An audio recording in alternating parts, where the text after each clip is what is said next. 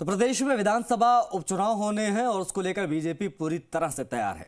रात 8 बजे नड्डा की अध्यक्षता में राजस्थान बीजेपी कोर ग्रुप की बैठक होगी। बड़ी जानकारी इस वक्त की। दिल्ली रवाना होने से पहले राजस्थान भाजपा के प्रदेश प्रभारी राधा मोहन दास अग्रवाल ने मीडिया से बातचीत की। अग्रवाल ने कहा कि शहर से लेकर गांव तक, ब्लॉक स्तर तक उपचुनाव को लेकर चर्चा की। प्रत्याशियों के नाम के पैनल जल्द सामने होंगे। इससे पहले पूर्व नेता प्रतिपक्ष राजेंद्र राठौड़ ने कहा कि कोर कमेटी में 7 सीटों पर उपचुनाव में प्रत्याशियों के नामों के पैनल पर चर्चा हुई है।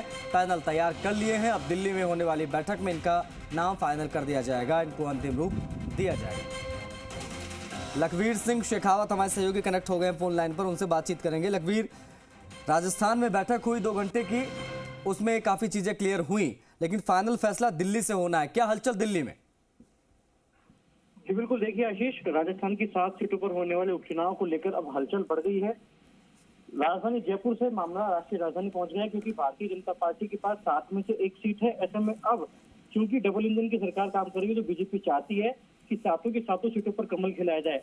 लिहाजा भले ही चुनाव आयोग ने अभी चुनाव की तारीखों का ऐलान नहीं किया हो, लेकिन ये भारतीय जनता पार्टी है, 365 दिन इलेक्शन मोड में काम करती है। ऐसे में सभी 7 सीटों पर जिताऊ प्रत्याशी को चुनावी मैदान में उतारा जाए, पूरा इलेक्शन तरीके से मैनेज हो, किसी प्रकार की दिक्कतें वहां नहीं हो और भारतीय जनता पार्टी का प्रत्याशी जीत कर आए।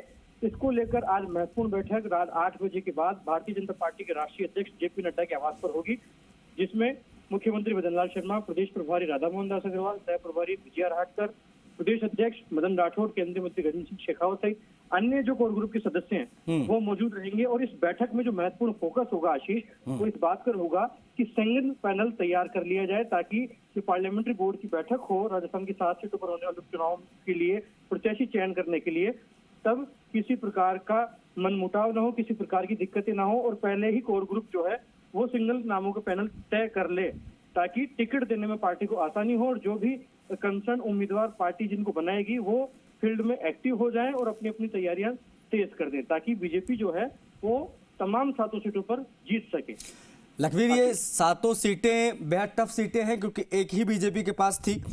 ये 7 सीटों पर चैलेंज कितना बड़ा, पहली बात ही। और दूसरी बात यह कि जो चर्चा राजस्थान में हो रही है, बैठकें राजस्थान में हो रही हैं, जो चीज़ें यहाँ से तैयार की कर भेजी जा रही हैं दिल्ली, क्या दिल्ली में सिर्फ औपचारिकताएं होंगी या कौन लड़ेगा पर्टिकुलर किस सीट पर, यह फैसला दिल्ली से ही लिया जाएगा या सब कुछ तय जयपुर से ही होगा?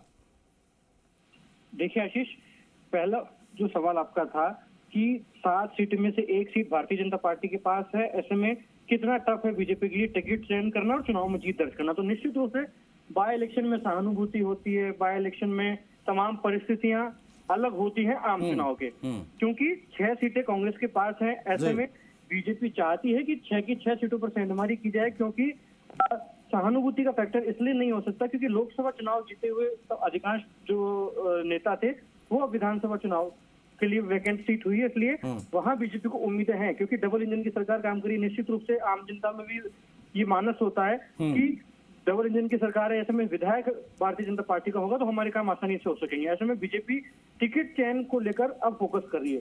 दूसरी जो आपका सवाल था कि टिकट का जो फैसला वो जयपुर के फीडबैक के आधार पर ही होगा या दिल्ली बैठकर करेगी, तो निश्चित रूप से जयपुर का फीडबैक काफी कारगर होगा, लेकिन जो फैसला है वो भारतीय जनता पार्टी का पार्लियामेंट्री बोर्ड करेगा। पूरी नजर गृह मंत्री अमित शाह, भारतीय जनता पार्टी के राष्ट्रीय अध्यक्ष जेपी नड्डा रख रहे हैं और प्रधानमंत्री नरेंद्र मोदी की अध्यक्षता में जब कोर ग्रुप पार्लियामेंट्री बोर्ड की बैठक होगी तो निश्चित रूप से तमाम 7 सीटों पर मुहर लगेगी। हालांकि जयपुर के फीडबैक को नकारा नहीं जा सकता, लेकिन पार्टी ने राष्ट्रीय स्तर पर भी सर्वे करवाए हैं और पार्टी को बखूबी पता है कौन सा जो प्रत्याशी वो जिताऊ साबित होगा और उसी आधार पर टिकट वितरण बिल्कुल स्थानीय समीकरणों को ध्यान में रखकर ही टिकट फाइनल किए जाएंगे। बहुत शुक्रिया आपका लखवीर, तमाम जानकारियों को साझा करने के लिए। तो दिल्ली की बैठक पर नजरें बनाकर रखिए, क्योंकि बहुत सारी चीजें वहां से निकल कर आने वाली हैं। उपचुनाव सामने, 7 सीटों पर मंथन जारी है।